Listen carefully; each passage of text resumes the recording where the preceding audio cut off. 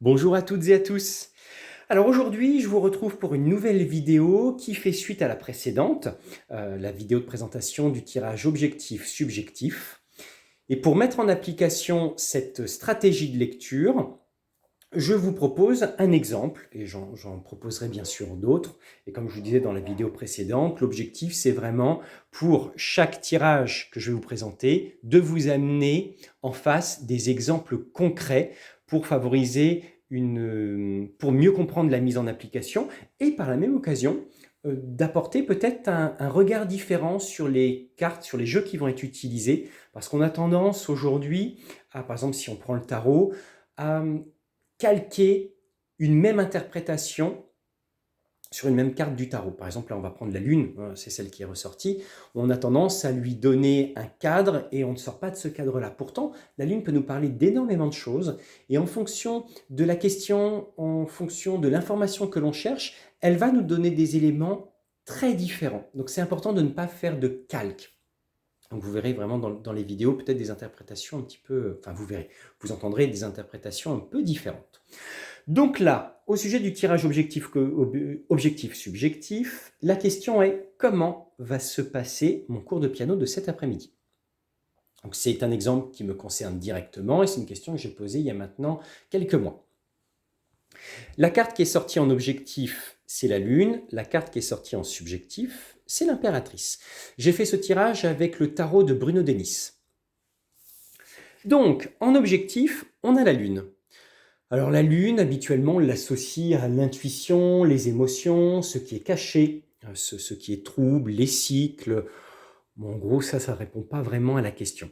Là, on a la lune qui va nous parler de l'objectif, c'est-à-dire comment va se passer ce cours. Et quand j'ai tiré la carte, ce qui m'a attiré le regard en premier, ce sont ces chiens, enfin, chiens, loups, là ça représente aussi des chevaux, hein, je sais pas, c'est un peu bizarre ce tarot à des moments, dans les formes qu'il peut prendre, dans les dessins. Mais voilà, on va partir sur des chiens, voilà, parce que c'est ce qui est habituellement présent dans le tarot, dans la lune. Et ces chiens, alors ils nous parlent de quoi? Dans la lune, les deux chiens qui apparaissent, ils peuvent nous parler de rapports dominants, c'est-à-dire d'avoir un ascendant sur quelqu'un. On est sur une relation dominant-dominé. On peut aussi avoir la notion de clan dedans. Mais les chiens aussi, ils aboient, ils font du bruit. Donc on peut vraiment avoir cette notion de bruit, de son désagréable, de pouvoir s'exprimer de manière assez virulente, par exemple. Et donc, comment sera vécu mon cours quand j'ai fait le tirage? Donc, comment j'allais vivre, enfin non, pas comment allait se passer, comment j'allais vivre cet ici. Comment allait se passer ce cours? Ce qui m'est venu, c'est vraiment un rapport dominant-dominé, mais pas dans le côté négatif du terme. Pour moi, je voyais bien le professeur et moi, avec cette idée, en effet, il y a un ascendant, mais parce que la personne donne des informations que je dois suivre. Et il y avait la notion du bruit. Ok, ça, sur le coup, je ne l'ai pas trop compris. Je l'ai compris qu'à la fin du cours, où en effet, durant cette session, le prof m'a demandé de jouer moins fort. En fait, je tape sur les touches. Merci pour ma formation en forestier, hein, je garde quelques séquelles. Donc le but était vraiment, il y avait beaucoup de bruit, donc c'était bien, parce qu'en temps normal, les élèves ont peur de toucher les touches, c'est le cas de le dire. Moi non, pas du tout, hein, je tape sur les notes. Donc l'objectif là, c'était d'amener dans le cours quelque chose qui soit plus léger, plus agréable à l'oreille, et vraiment d'avoir cette notion d'ascendant, et d'être disposé à écouter pour que les choses se passent au mieux. Ensuite, il y a eu l'impératrice. Ensuite, il y a eu l'impératrice qui est ressortie pour parler du comment j'allais vivre ce cours.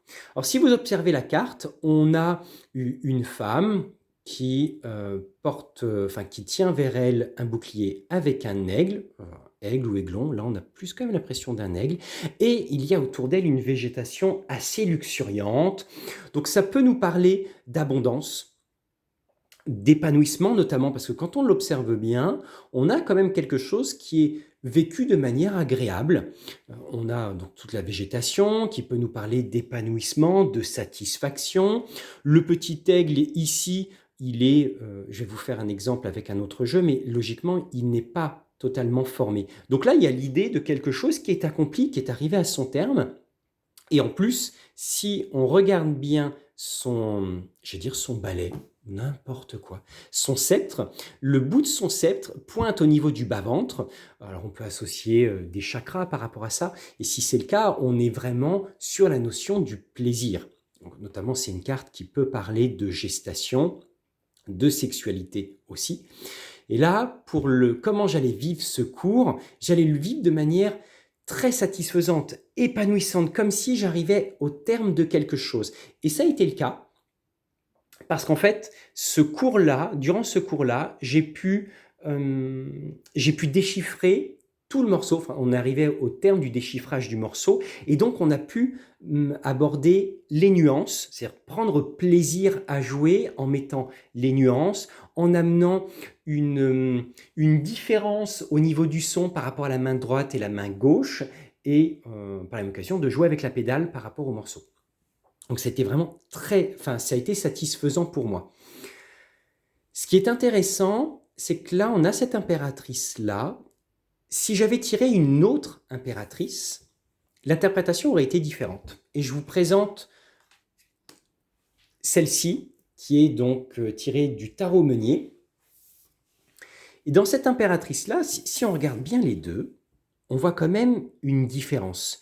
Et on ne peut donc pas donner la même interprétation. Par exemple, les personnes qui voient dans l'impératrice quelque chose qui est de l'ordre du mental, de l'intellect, des communications, des écrits. Bon, personnellement, je vois pas un élément de la carte qui peut nous parler de ça. Oh si, oh, peut-être la couronne sur la tête. Ok, bon, c'est un petit peu capillotracté. Si on regarde cette impératrice avec le tarot Meunier, on a une signification assez différente, parce que si vous observez bien ici l'aiglon, il n'est pas encore formé. Donc là, on aura plutôt un processus qui arrive à son terme et qui est satisfaisant. Là, on a plutôt quelque chose qui est en cours de création, qui est en cours, par exemple, de gestation, on pourrait dire ça, en cours de préparation. Et regardez regardez le regard, oui, c'est le cas de le dire. Hein. Observez bien, là, elle nous regarde de face. Et sur son visage, on a plutôt quelque chose d'assez serein.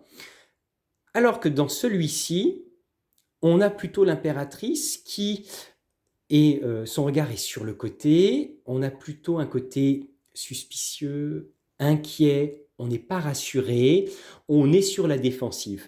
Donc si j'avais tiré cette impératrice-là pour le cours, mon vécu aurait été très différent. Mais c'est celle-ci qui est ressortie. Donc voilà un exemple. Voilà un exemple du tirage objectif-subjectif. Et ce qui peut être aussi intéressant, c'est de mettre en relation les deux cartes. Parce qu'on a quand même la Lune, on a l'Impératrice. Deux arcanes qui sont associés à l'aspect yin, à l'aspect de réceptivité, du féminin. Et on peut donc avoir quelque chose qui est de l'ordre de la créativité. On peut avoir, pourquoi pas, les arts qui ressortent. Donc il ne faut pas hésiter pour l'interprétation de mettre en relation les deux cartes, de ne pas les prendre uniquement de manière séparée, mais vraiment de les faire communiquer ensemble. Donc j'espère que cet exemple concret vous aura parlé, vous aura permis peut-être de vous projeter plus facilement sur le tirage objectif-subjectif. Et de toute façon, je vais vous proposer d'autres exemples prochainement, en sachant que, comme je vous l'avais dit, comme je l'avais dit, non, je ne l'avais pas dit, je l'avais exprimé dans la newsletter, mais le prochain tirage que je vous propose de découvrir, ce sera le tirage transgénérationnel. Pareil avec des exemples, mais pour celui-ci, c'est vraiment un tirage objectif-subjectif ou subjectif-objectif. C'est vraiment un tirage qui est très intéressant. Donc n'hésitez pas à l'utiliser, mettez-le en pratique. Et pareil, en commentaire, si vous avez des retours à faire, notamment, alors peut-être que vous n'auriez pas interprété de cette façon-là. Donc n'hésitez pas, c'est toujours intéressant d'avoir un petit peu l'avis des uns et des autres par rapport aux différentes significations. Eh bien écoutez, je vous dis à très bientôt pour donc une prochaine vidéo. Et puis d'ici là, prenez soin de vous et passez une très belle journée.